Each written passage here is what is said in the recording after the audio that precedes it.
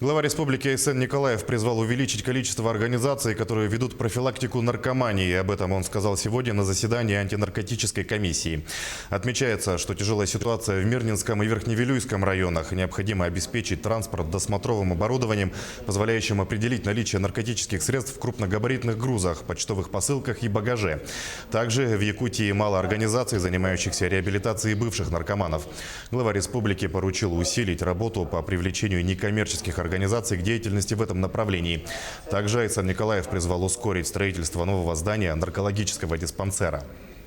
Главой республики был принят ряд действенных мер, прежде всего направленных на ограничение реализации на территории Республики Саха-Якутия для несовершеннолетних соответствующего товара, который именуется снюсом.